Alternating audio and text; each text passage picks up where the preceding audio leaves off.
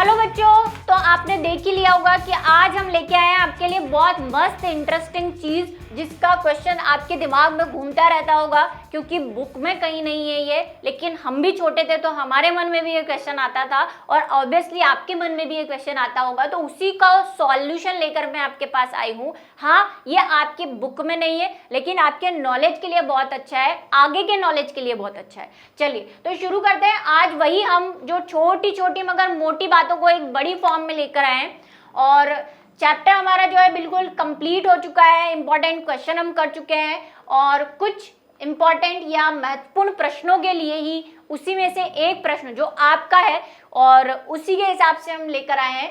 तो क्या है ये क्वेश्चन कि जुड़वा बच्चे कैसे होते हैं, ये ट्विंस कैसे होते हैं और क्या क्या रीजन है ट्विंस होने का।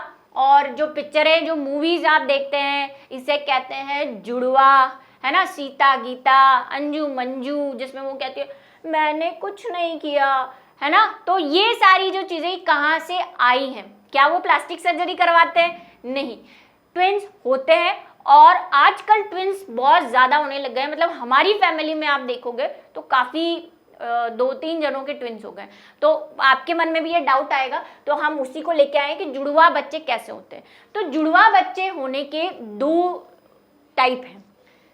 पहला, एक बच्चे होते हैं एक युग्मनज।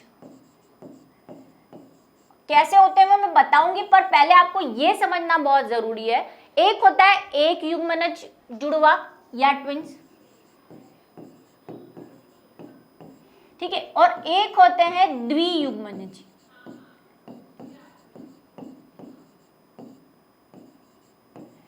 पहले इनमें फर्क समझना आपको बहुत जरूरी है। एक युग्मनज को हम कहते हैं आइडेंटिकल ट्विंस इंग्लिश में, ठीक है। द्वियुग्मनज को जो हम कहते हैं वो कहते हैं फैटर्नल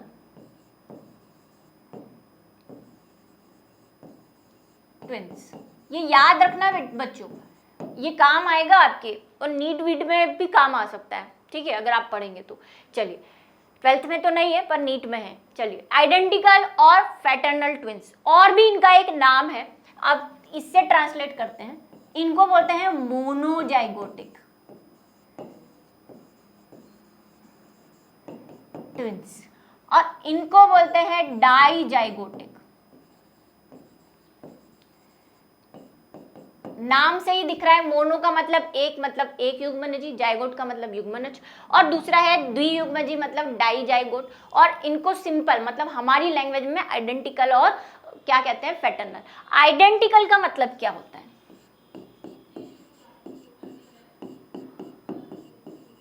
हूबहू, जिसको हम बोलते हैं बहू।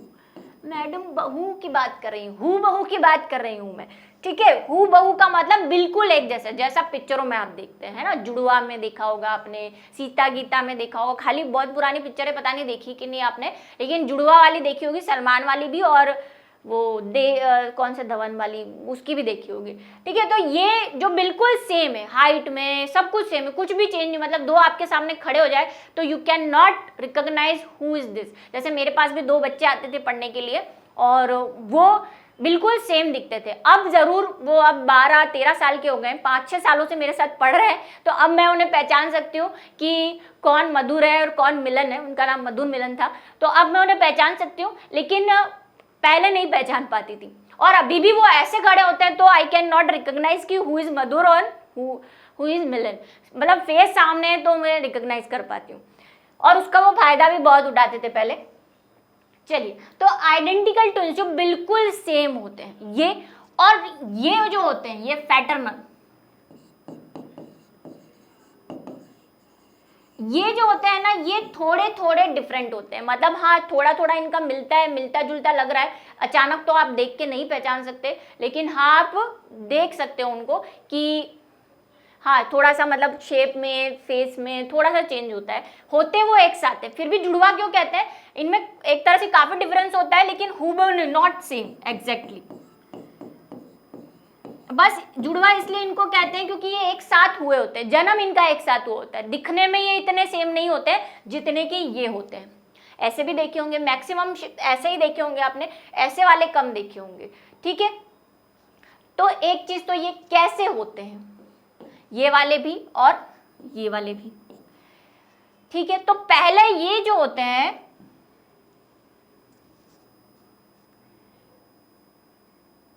इसके लिए हमें चलना होगा फिर से वही पुरानी कहानी, कहानी तेरी मेरी। इधर कहाँ पे, वही हमारी बेचारी अंडवाहिनी, जब देखो तब परेशान करते रहते हैं इसको, अंडवाहिनी। और इधर ओवरी बना देती हूँ अब मैं, गंदी वाली। चलिए, तो अंडा जब यहाँ आ जाता है और निषेचित हो जाता है तो क्या बन जाता है, क्या बन जाता है? अरे बोलो बोलो बोलो बोलो, युग्मनज यानी जाइगोट। इधर भी बन गया। फिर यहां से वो स्टेज शुरू हो जाती है, मोरूला, ब्लास्टुला, है ना, और फिर इम्प्लांटेशन होता है नीचे जाकर गर्भाशय में। यहाँ का भी गर्भाशय बना देते हैं। चलो, अब जाइगोट जो है वो अगर युग्मनज हो रहा है और मान लीजिए हम ये मोरूला बना दिया इसने, अगर इस स्टेज पे, मतलब इसमें 8 से 16 कोशिका हैं, इस स्टेज पे कोई ऐसा केमिकल लोचा हो जाता है शरीर में, इसको छटक जाता है ये, और अपने आप को 2 भागों में विभाजित कर देता है। 2 भागों में विभाजित कर देता है मतलब अगर ये 16 है तो 8 इधर 8 इधर, इस टाइप से। ठीक है, तो ये अपने आप को डबल कर लेता है, कॉपी बना लेता है इसके, है ना, कॉपी बन जाती है इसकी। कॉपी तो क्या, डिवाइड ही होता है, वो विभाजन होता है। कॉपी बोलूंगी तो आप बोलेंगे कि इसमें भी 16 उसमें भी 16, बाद में फिर वही, क्योंकि मैंने आपसे कहा और पढ़ा भी होगा आपने कि युग्मनज को क्या कहते हैं, टोटीपोटेंट कहते हैं। नहीं पढ़ाया ना, टोटीपोटेंट। अब ये क्या चक्कर है, टोटीपोटेंट ऐसी कोशिकाएं होती हैं जो अपने आप में संपूर्ण जीव को निर्माण करने की क्षमता रखती है। ये जाइगोट होता एक कोशिकीय है, उससे ये हम जैसा नालायक 2 पैरों वाला जानवर बना लेता है। तो कितना टोटीपोटेंट होगा ये, है ना, विभाजन करके। तो इसमें से अगर 2 कोशिकाएं हो भी जाती है तो ये भी टोटीपोटेंट होती है, ये भी अपने आप से एक नया जीव बना लेगा, ये भी अपने आप से एक नया जीव बना लेगा हमारे जैसा। ठीक है, तो इसीलिए क्या होता है, इस तरह से जब 2 बनते हैं, ये 1 नंबर, ये 2 नंबर, तो इनको हम बोलते हैं आइडेंटिकल ट्विंस। क्यों आइडेंटिकल? क्योंकि ये एक ही जाइगोट के, एक ही टाइप की सेल्स के विभाजन से बने हुए हैं। ठीक है, इसकी खास बात यह है कि ये बिल्कुल दिखने में, रंग रूप नक्शा इनके, क्योंकि जेनेटिक मटेरियल सेम है। इसमें यही कोशिकाएं थी यहाँ पे, इसी से 2 स्प्लिट हुआ है, तो जेनेटिक मटेरियल इनके अंदर एक ही, वही केंद्रक होगा, केंद्रक वही विभाजित हुआ है, वही कोशिकाएं हैं, वही गुणसूत्र हैं, तो बाल, आंख, नाक, कान सब होंगे। तो बिल्कुल ये कैसे होते हैं, सेम, हम शक्ल। एक हम शक्ल फिल्म भी याद आ गई मुझे, उसमें भी 2 सेम होते हैं। ठीक है, कुंभ के मेले में नहीं बिछड़े होते ये। चलिए, तो ये होते हैं टोटीपोटेंट। इसकी एक और इम्पोर्टेंट बात है कि इनका जो सेक्स है वो भी सेम रहेगा। सेक्स को गलत नजरिए से ना देखें। सेक्स का मतलब मैं बोल रही हूँ बॉय और गर्ल। अगर ये बॉय है तो ये भी बॉय होगा, ये गर्ल है तो ये भी गर्ल होगी।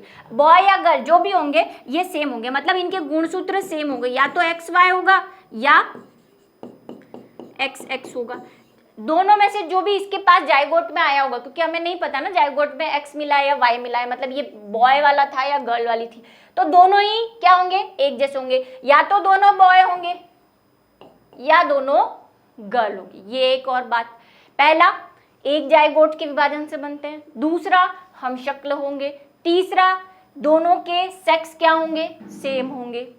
ठीक है, और आचार प्रचार भी सब सेम होते हैं ना, लड़ाई झगड़ा जो भी, नेचर भी सेम होता है, एक तरह से हम बोलते हैं प्रकृति सेम होती है।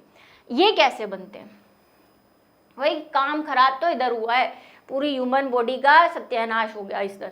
क्या हुआ कि मैंने आपसे बताया था कि एक बार में एक ओवरी से एक ही अंड निकलता है 1 मंथ में, मेंस्ट्रुअल साइकिल में। और ऐसा हम मान सकते हैं कि एक बार इस वाली ओवरी से निकलता है, एक बार दूसरी ओवरी से निकलता है, एक बार ये ओवरी एग बनाती है, एक बार ये वाली बनाती है। लेकिन दोनों में पता नहीं बांग वांग पीली होती है, क्या कीली होती है, इन्होंने ये सटिया जाती है। बुढ़ापा आ जाता है इनको, बूढ़ी होने वाली है ना, बचपन से भ्रूणी अवस्था से एग निर्माण कर रही तो थक जाती है, कहती है आज मैं काम नहीं करूंगी, आज जो होना है हो जाए, सो जाती है ये। अब ये सो जाती है तो इनका बैलेंस मशीनरी की मैकेनिज्म खराब हो जाता है, ठीक है, बड़ी परेशान। वो तो सो गई दोनों, अब ये सोचती है अच्छा मेरे को करनी है क्या, अच्छा कर देती हूँ चलो एग निर्माण। उधर वाली सोचती है अरे आज मेरा टर्न है किसी और का टर्न है, चलो कर ही देती हूँ, होगा या नहीं। तो दोनों एक साथ एग निकाल लेती है, दोनों एग निकाल लेती है तो इधर भी एग उधर भी एग, दो दो एग। अब मैं इस वाले को थोड़ा सा इधर बना लूं,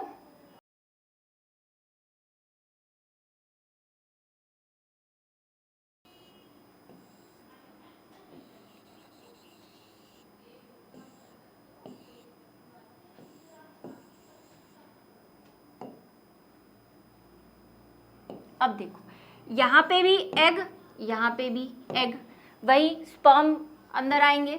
यहाँ पे तो सीधा मैंने फर्टिलाइजेशन से ही बता दिया था, जाइगोट बना दिया था। यहाँ पे स्पर्म आए, अब स्पर्म तो बहुत सारे आते हैं तो एक स्पर्म को एक ही एग मिलता है जनरली, लेकिन यहाँ पे स्पर्म की लॉटरी लग जाती है और उसे मिल जाते हैं 2 एग। तो एक स्पर्म यहाँ पे और एक स्पर्म यहाँ से क्या कर देता है, फर्टिलाइजेशन कर देता है। तो अब हमारे पास एक नहीं कितने जाइगोट हैं, 2 जाइगोट, इसीलिए इसे क्या कह रहे हैं, डाई जाइगोटिक। यहाँ पे जाइगोट कितना था, 1 था, इसलिए इसे कह रहे थे मोनोजाइगोटिक, या एक युग्मजी और द्वियुग्मजी। नाम से ही आपको पता चल जाएगा, ज्यादा रटने की जरूरत नहीं है। यहाँ पे 2 जाइगोट है इसलिए डाई यानी कि द्वियुग्मजी, यहाँ पे 1 है इसलिए एक युग्मजी, और उसी को हम क्या बोलते हैं, आइडेंटिकल। और इतना आइडेंटिकल भी याद करने के, एक ही से बने हैं तो एक जैसे होंगे, ये 2 अलग अलग चीजों से बने हैं। अब यहाँ पे जो स्पर्म आया होगा उसका गुणसूत्र हमें पता नहीं कि कैसा उसमें जेनेटिक मटेरियल है, यहाँ पे जो स्पर्म आया होगा उसका जेनेटिक मटेरियल हमें पता नहीं था। तो हो सकता है कि यहाँ पे तो XY मिले हों, मतलब ओवरी का X और स्पर्म का Y मिला हो, और यहाँ पे हो सकता है कि XX मिले हों, यानी कि यहाँ पे जो स्पर्म आया हो वो X वाला हो, क्योंकि स्पर्म में 2 तरह के गुणसूत्र होंगे ना, या तो X होगा या फिर Y। हिप्लॉइड है ना, ये N है ना, अगुणित 23 गुणसूत्र हैं इसमें। तो इसका कौन सा वाला मिला है यहाँ पे, जब हमने स्पर्म पढ़ा था तो पढ़ा था ना 4 तरह के 4 स्पर्म बनेंगे। अब वो XX हो सकते हैं, YY भी हो सकते हैं।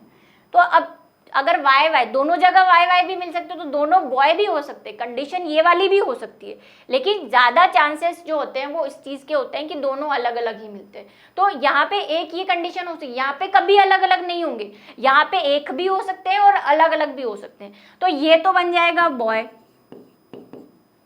और ये गर्ल, ठीक है। तो एक तो ये कैसे होंगे, इनकी शक्ल मिलती जुलती रहेगी,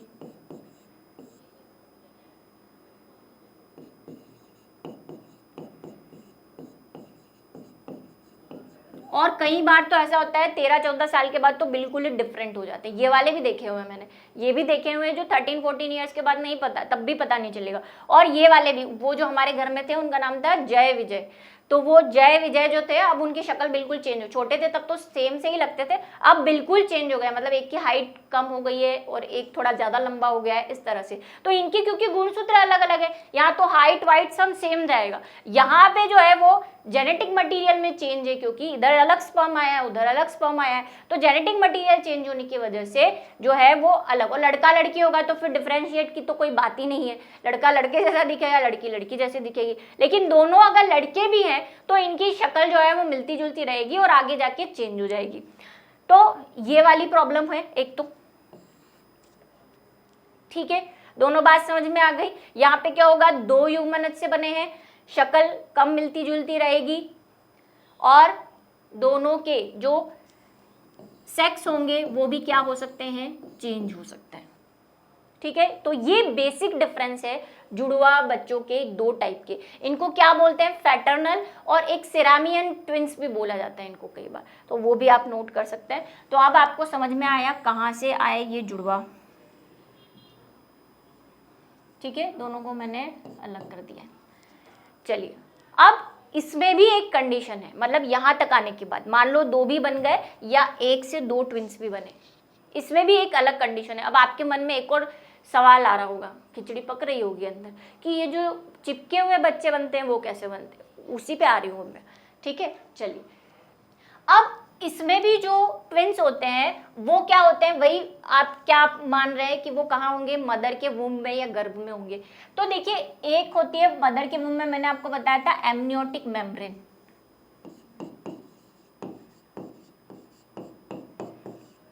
या जिसको हम एमनियोटिक सैक बोल रहे थे। ठीक है, उसमें बेबी होता है। उसके बाहर भी एक मेम्ब्रेन होती है जो वहां से आई है, कोरियोनिक विलाई सुना था आपने, वहीं से बन के आई है वो, कोरोना रेडिएटा और कोरियोनिक विलाइन से। तो एक और मेम्ब्रेन होती है जिसको हम बोलते हैं कोरियोनिक सैक। ठीक है, थैले जैसी संरचना, इसमें है बेबी।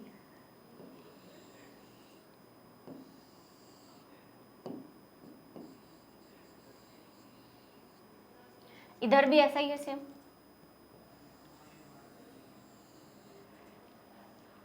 अब दो बना रही हूं मैं, ठीक है, दो है ना, जुड़वा बच्चों की बात कर रहे हैं, तो ये दो, इसमें ये तो हो गई क्या, कोरियोनिक मेम्ब्रेन,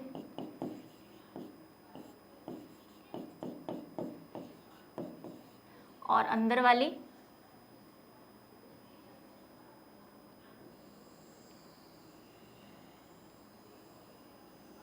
ये।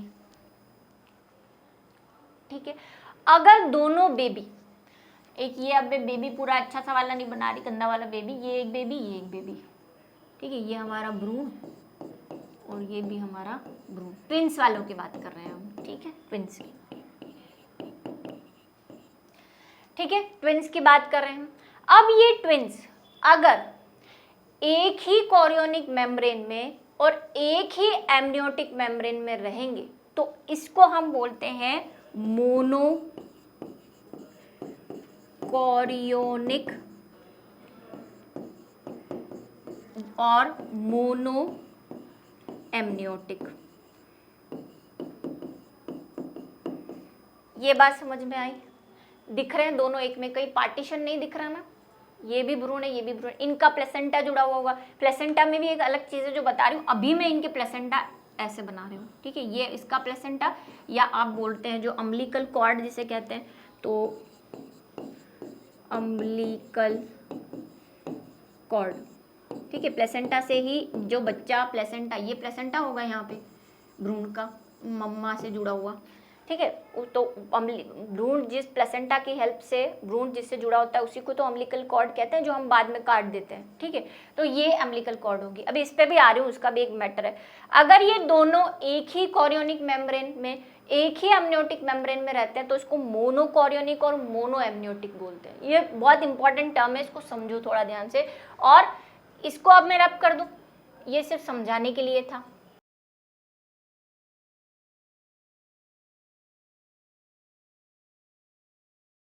दूसरी चीज है कि अगर दो कोरियोनिक मेम्ब्रेन हो, ये देखो,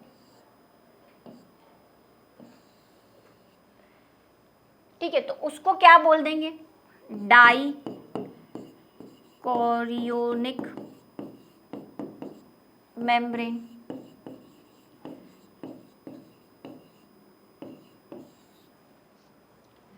आई बात समझ में, डाइकोनियोटिक मेम्ब्रेन। लेकिन इसका एमनियोटिक मेम्ब्रेन जो होगी, वो थैला होगा, वो सेम होगा, मतलब ये एक ही होगा अंदर वाला।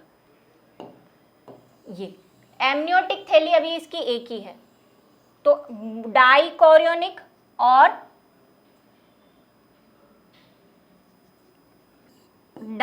Dichorionic mono amniotic.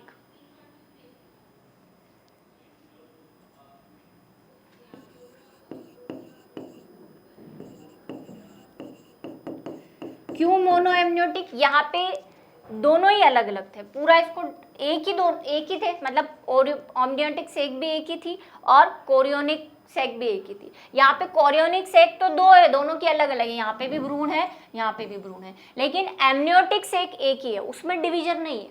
तो मोनो एमनियोटिक हो गया क्योंकि एक ही है, और डाइकोरियोनिक क्यों? क्योंकि कोरियोनिक जो सेक है वो दोनों की अलग अलग है। इसमें एक चीज और कि जनरली जो मोनोकोरियोनिक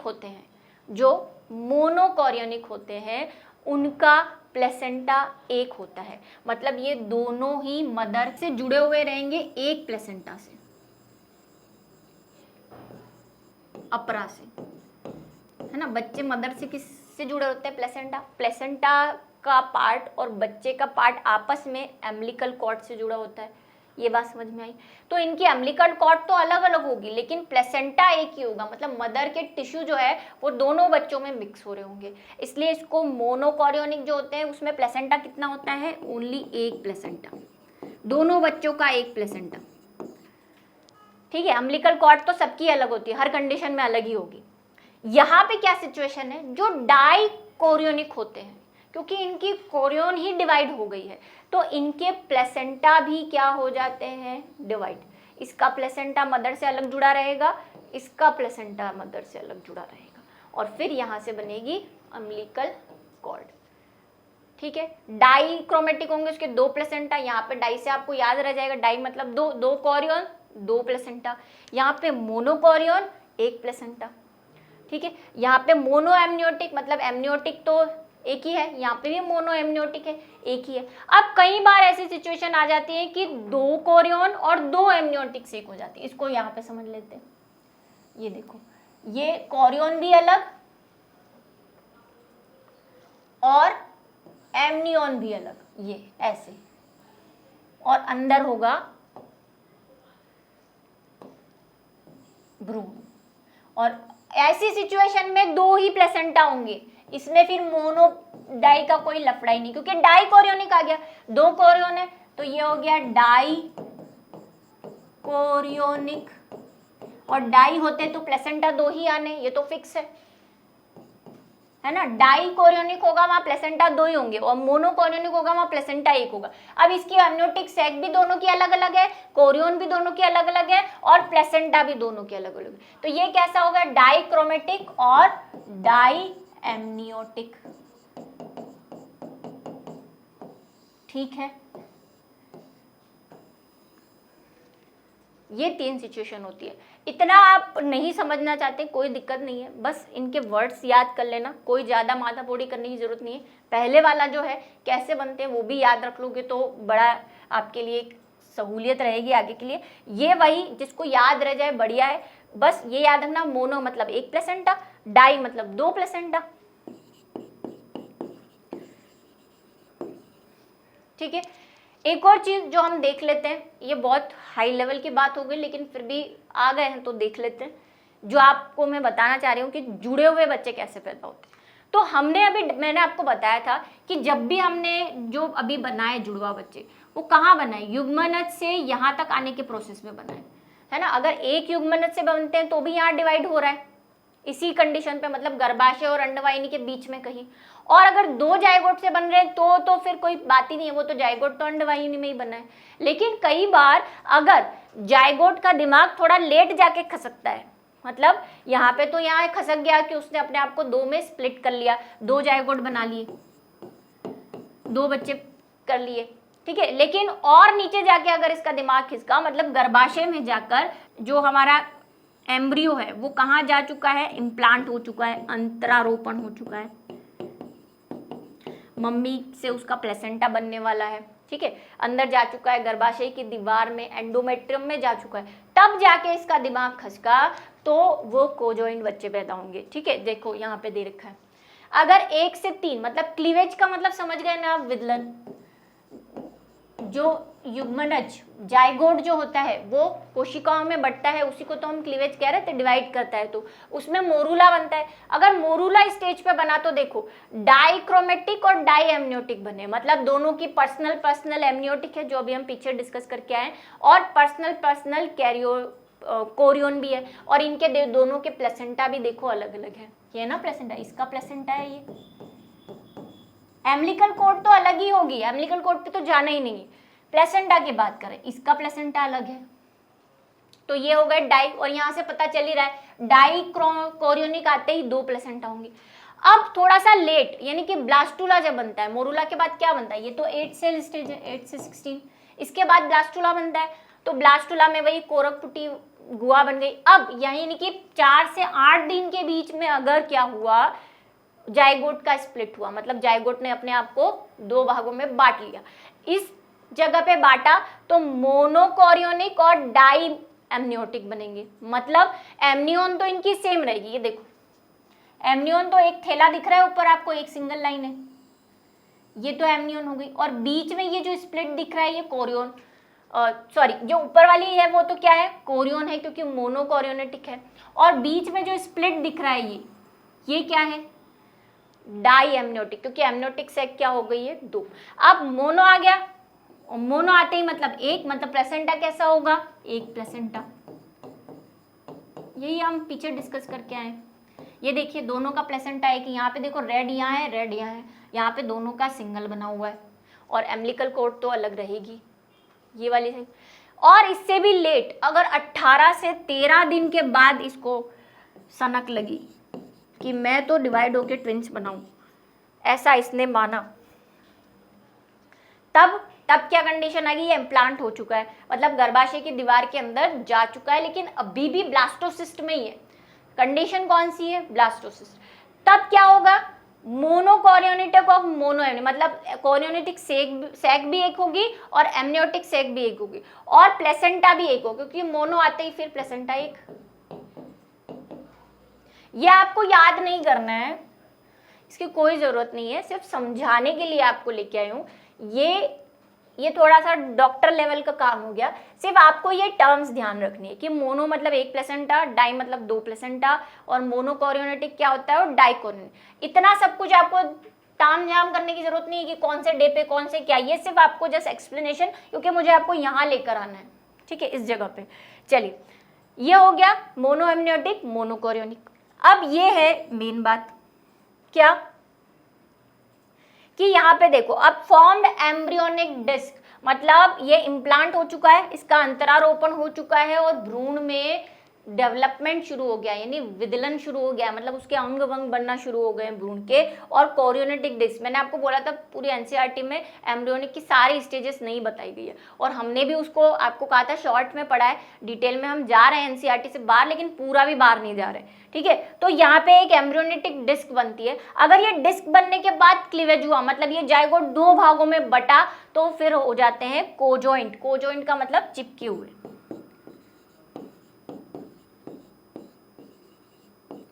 जो आप देखते हैं ना, कुछ बच्चे ऐसे होते हैं जिनका हाथ जुड़ा हुआ रहता है या पैर जुड़ा हुआ रहता है, या एक ही हार्ट रहता है या एक ही लिवर रहता है, सुने होंगे आपने, वो ये कोजेंट है। आपको ये सारा पढ़ाने का मतलब सिर्फ यहाँ लेके आना था, उस सवाल का आंसर देना था। बाकी आपको ये सब याद नहीं रखना है कि क्लीवेज कब हो, चौथे 8वें दिन होता है या 8वें, आपको सिर्फ ये चीज़ याद रखनी है, और ये वाली, ठीक है।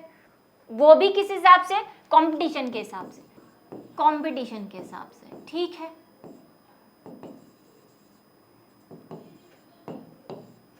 अगर आप कोई कंपटीशन एग्जाम दे रहे हैं, और वो भी जिसमें बायोलॉजी आती है, जनरल साइंस में तो नहीं पूछते।